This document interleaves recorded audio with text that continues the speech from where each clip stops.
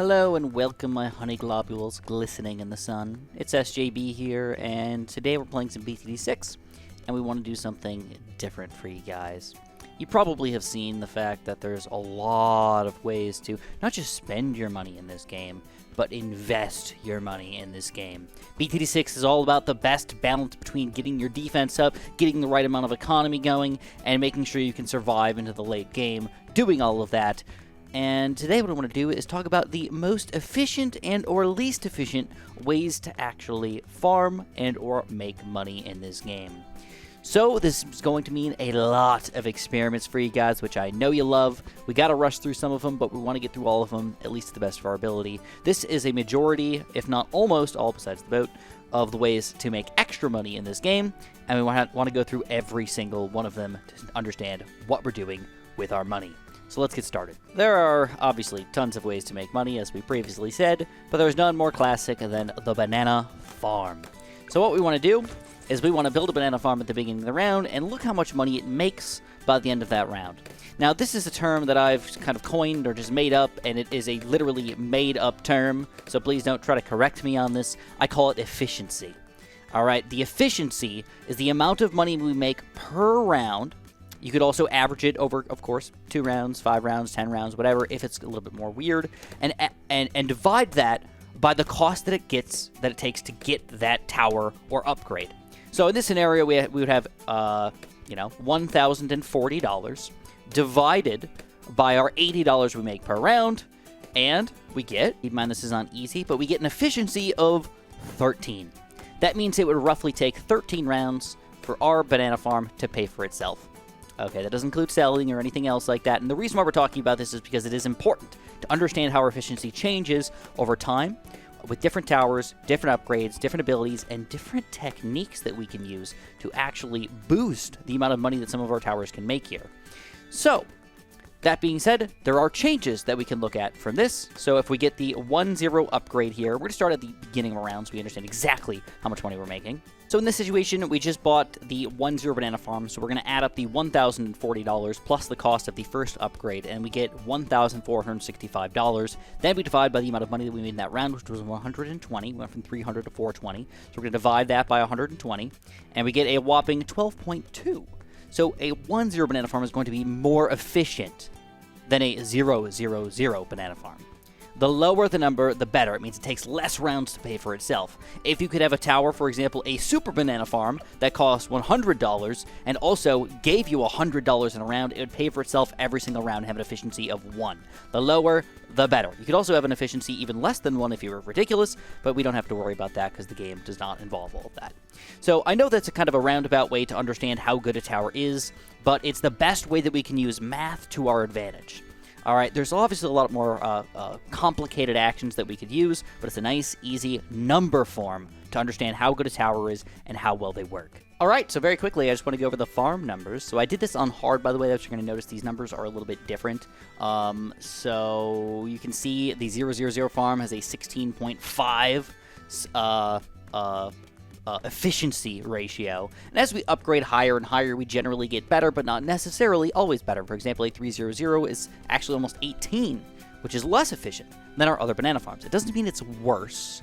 It means it's less efficient. You'd be better off buying 20 0-0 banana farms rather than 5 3-0-0 banana farms. So space isn't unlimited. You can easily buy those other more efficient banana farms and make yourself better. But usually you want to try to get to the higher tier banana farms like a 4-2-0, and it's going to be down to 14, so it's going to be super efficient. You can also do this with the middle path banana farms, though they're a little bit more funky, and the bottom path banana farms, which are fairly straightforward and generally pretty good. Just so you know, the banks are super weird. It might give you weird numbers like 9.2 and 9.4, but it's difficult because you actually have to put money into them, and you have to have that money available to be able to put into them and invest it, unlike the other banana farms, which kind of build up over time. So it's a little bit of a funky number that doesn't necessarily always equate to being better.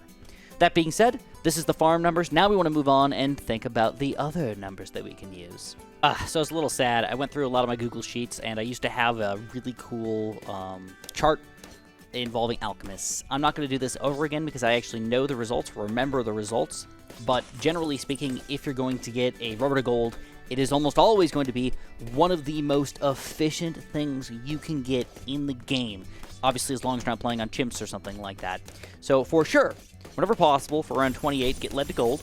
Probably put them on strong or last. Getting larger potions helps out, and realistically, getting a rubber to gold pretty quickly after that, between rounds 30 and 50, will always net you positive money by a lot.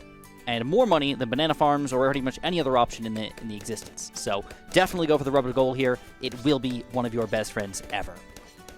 That being said, we still have to move on and talk about other things, because there's a lot of things to talk about. Before we get too deep on abilities, I just wanted to talk really quickly about other options of income, like Oben's Trees and or Bloon Trap. They are all reasonable ways to make extra cash, but I would not count on them to be extra cash like you would banana farms and such. So that being said, I'm not going to include it in this video. I'm just going to say they are effective, but not as effective as a lot of the other options out there for making money. They're kind of like a combo effect of being able to pop balloons, still make a little extra cash somewhere in there.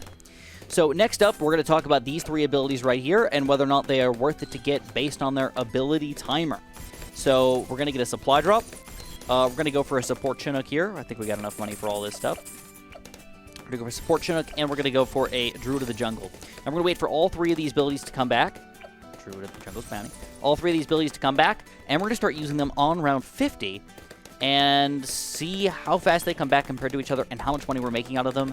Then we're going to math out exactly how much these guys cost and see if it's actually efficient to get these guys and how much money they're actually making per average per round. Okay, it's time to start our test. So we've got a timer over here. We're going to do it at the beginning of round 56. So we're going to go to the beginning of round 66 here. Make sure no matter what, we're just going to do it for 10 rounds exactly. We're going to see how much money we're going to make in here. And we're also going to time exactly how long each one of these abilities takes to come back. We want to do it in the sped up mode. It's going to make it easier for us. So we're going to press start on this timer right at the end of this Moab. Try to click these abilities as fast as I possibly can. So we got 2, 3, and 5. And those should be roughly the same time here within reason. And the reason why I'm doing it on speed up mode is because it's just going to take a really, really long time to actually make these guys come back. So this is sped up. This is with a timer. You see how long these guys take to actually come back. You can see the Druid clearly is the best at approximately 21 seconds. All right, let's write that down. 21 seconds for Druid.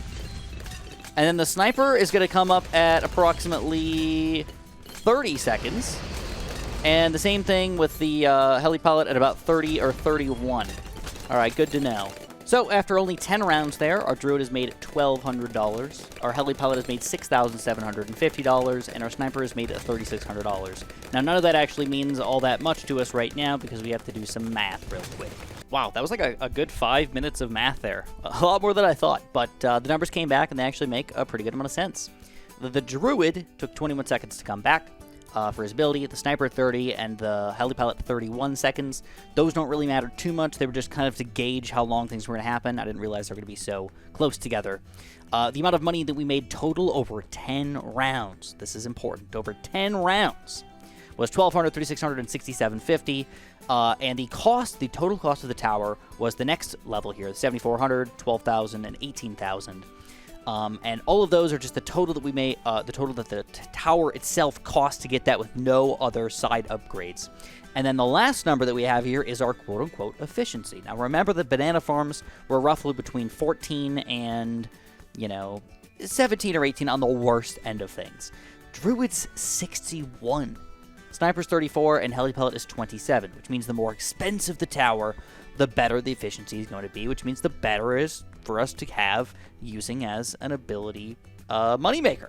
So it's very easy to understand. Heli-Pilot's the best, Sniper's the second best, and then Druid is by far the worst by a long shot. But it makes the most sense because he's the cheapest and the easiest to just spam and kind of get flowing over here. We actually have to really invest a lot of money to make this guy happen at all. Should be noted that Elite Sniper and Special Preparations are available as well. But I'm not going to go into that much detail today. I just wanted to kind of talk about these 3 guys together.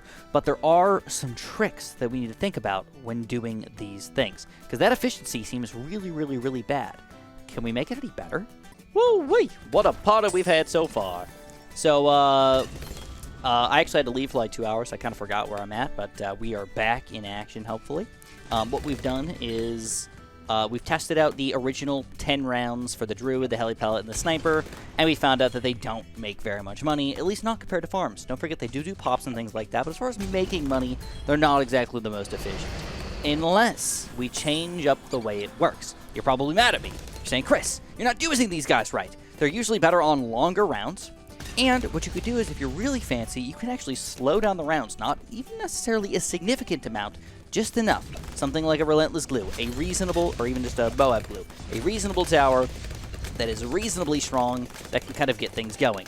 So, I've got some new numbers for you guys that I'm going to show you in just a second. So here are the new numbers for our new 10 rounds here. We're going to try it again between round 80 and 90 and see how these numbers change, and I'm assuming they will only get better or / more efficient. So the main number you want to look at is the farthest right number. That is the efficiency value we've been talking about the entire game right here, and we're looking at 34 for the Druid, which still is not very good, but getting, more normalized rather than 61. At 17, so we're actually very close to getting farm money from a Sniper, while also popping balloons. That's really not bad at all. And then the Heli Pilot, one of the most efficient ways you can play the game right now. You're getting enough money to easily pay for yourself, similar to farms. And you're doing a lot of pops and a lot of other support aspects. So definitely, Heli Pilot guys, looking pretty sexy over here. The last thing I want to do is I want to try to slow these guys down in the most efficient way possible that I can imagine. So I'm going to get rid of, believe it or not, I'm going to get rid of Sada. I'm going to get rid of this guy. I'm going to put a nice ice tower right here. Just go for a really nice ice storm, Arctic wind kind of nonsense. We're just going to say, all right, if the balloons ever make it all the way back over here, we're going to make sure we pop them with something. So we're going to go for a really quick Dark Champion with Plasma Blast. This is not necessarily the best way to play the game, I'll admit it, but it is a way that you can sort of test things out a little bit. We're also going to go for the Moab Blue with the blue splatter over here, so we're going to make sure we do that, and we're going to go for a second dose of that over in this general area, so we can make sure we're slowing these guys down as much as we possibly can to keep them on the screen for a really, really long time. We're going to test this from round 80 to round 90, and we're going to see how these numbers change everything. It's about time to start talking about some numbers! So it should be noted that I just tried to record, and I screwed myself over, and I wasn't able to show it. But there is actually a max number of abilities that you can use per round. It's 3, in case you're curious. You can use the Druid ability, these abilities, a max of 3 times per round. So if you were 100% perfectly efficient, that's all you could do. Alright, we could do some math on that if you want to, on what the max efficiency is, but I don't think that that's all that relevant, because in most situations, it's not possible to do that every single round. Just kind of what I'm doing is kind of almost best case scenario. Lots of super glues, lots of ice, lots of stuff, defending really late in the game here. It's about as best as you can do. So the new numbers are in, and let me show them to you guys. So again, please remember that the only important numbers here are the last 3 numbers on the right, 10.5, 4.5, and 3.8. And those are our efficiency values. Those are, again, kind of made-up numbers on how many rounds it would take to pay for itself, or to buy another one, really.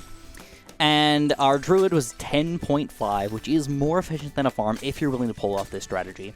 A Sniper at 4.5, which is pretty gosh darn insane. And the Heli Pellet at a whopping 3.8. You might be wondering why those numbers don't really equate to anything too ridiculous here, and I think it's mostly because we were either maxing out our abilities or something like that. But the numbers make sense to me overall, 4.5 and 3.8, and that is not necessarily the max efficiency that we can get or the lowest we could ever get, but it's pretty close. All right, I'm going to point that out, pretty close to the max. I'd be surprised if we could get below 3 with the Heli, below 4 with the Sniper, or below like 9 with the Druid. These are pretty gosh darn good, guys. So that being said, just keep that in mind if you're playing late game stuff. This is only going to be effective if you're willing to pull off this kind of strategy. Otherwise, it's sort of ambiguous on what you're going to get. It's going to depend on the round, going to depend on what towers you're using, going to depend on how fast you're popping them, and all of that stuff combined together to figure out what your actual true efficiency is. There's only one way to test that out: experimentation or visualization. So that being said, we're going to move on to one other form of making income. I just wanted to mention really quickly that there are so many different ways. It's kind of stupid. There are other things like going for a Monkey City or a Monkeyopolis and things like that. We're not going to talk about that today. I think any advanced player is going to be able to figure that out by themselves by doing some math. So the last thing I want to talk about, though, is boats. So let's hop into a game and play with some boats. So by the way, if you guys have not pressed the like button for me by now, please do that. That would be greatly appreciated. This was a lot more effort than I was planning on doing for this video, but it's turned out pretty good, so I'm happy. And hopefully you guys are too. So what we want to do is we want to test out now how efficient a merchantman ship is. So we're going to do the exact same thing with the merchantman as a singular entity, and then we want to test them out as a trade empire conglomerate and see if they are going to become efficient enough for us to say, hey, these are definitely the way to play BTD6. What we need to do is we need to play some rounds and see how much money we're going to be making off of our merchant ships based on the round. And you actually do have to watch these a little bit closely, or otherwise it is easy to miss. So we are going to have to take this at least a little bit slow today. So when we do one merchant ship, we get $220 for a single thing. The total cost of him is $36.25. So we need to do some math. So here's where the math gets a little bit funky. All right, deciding on when to get the trade empire compared to just spamming merchant ships is difficult. But knowing this number right here is actually really, really important. One Buccaneer makes $220 and costs about $3,400, and that means his efficiency is actually 16.4 as just a regular merchant ship Buccaneer. That's actually really, really good. It's comparable to farms. But if you decide to get a 5th tier banana farm, it's only going to make, or not banana farm, boat, it's only going to make you $820 per round, and it means that your efficiency is 42, which is absolutely awful. That means getting a 5th tier is actually horrible, unless you use that 5th tier's advantage. That 5th tier's advantage means that all of your merchant ships will now multiply upon themselves and make more money per round. So we want to see how much these guys are going to work together. But we cannot just forget that we had to pay a really expensive amount of money for this, so when we add the price of all these merchant ships, we're going to have to take that trade empire money into consideration. So let's do some more upgrades and some more math. Alright, so the total cost of this entire system, I'm going to call it like a system, I don't even know if that makes sense, but this conglomerate of 5 ships plus the trade empire is going to cost us a whopping $52,530, but now we make $320 per round instead of $220 per round. So let's see what this leads us to. This math is surprisingly difficult for me, so please bear with me here, but the numbers ended up being 22, so this conglomerate right here of things was 22. That's still pretty bad. So we want to add 5 more in here and see how this is going to change things. So instead of making you guys bear with me through all of the math and all of the problem solving, I just decided to do it all myself, and these are the numbers that we have achieved. We started off with one Buccaneer being 16.4. And then we went all the way up to about 5 to 7 Buccaneers, and we're still not doing as good as banana farms if we wanted to get up to a 5th tier banana farm at any point in that ratio. So realistically, you want to wait until you have about 10 merchantmen before you decide to go for your trade empire, otherwise it'll be less efficient for you to do that. Because 16.4 is better than all the way up to probably 9. I mean, I haven't graphed it out, but probably 9 Buccaneers. You'll still be better off just with a single one instead of saving all the way up for a trade empire here. So do not rush your trade empire. Go for the 10 merchantmen, then buy the trade empire, and that will be the most efficient way that you can do this. But in addition, if you go all the way up to 15 merchantmen, you're going to go down to 10.2, and 20 merchantmen is an 8.08. All right? That is pretty wild. Now, if you keep on getting more and more ships here, technically your efficiency will go down very, very slowly, but it still will go down mildly over time because this is already incorporated into the price. And these guys, I think there's it's like a calculus problem that the limit will reach probably like 7.4 after infinite boats or something like that. I don't know. I'm not a mathematician, but if one of you guys want to do that for me, hey man, heck yeah, follow through on that. I'd love to hear the number. If you really want to make Bloons a very, very complicated math problem, feel free, guys. But that being said, this is the last test that I wanted to do for you guys. And again, if you want to press that like button for me, I'd greatly appreciate that. If you have not subscribed yet, please do it. I'll have more content for you guys coming up very, very soon. I did not do every single thing in existence, but I think I went over the majority or the bulk of things that people would want to know or understand in this game. And, you know, I was actually a little bit surprised by the boat number. I thought that they would be a little more efficient, to be honest, once you got up to 20 merchantmen. I thought we'd be down into the 7s or 6s. But knowing that the heli-pilot and the sniper and even the druid were right on edge with all of these guys, if we were able to spend enough time doing this, was kind of insane, if you really think about it. Anyways, thank you guys so much for watching, and of course, have a super duper delicious day.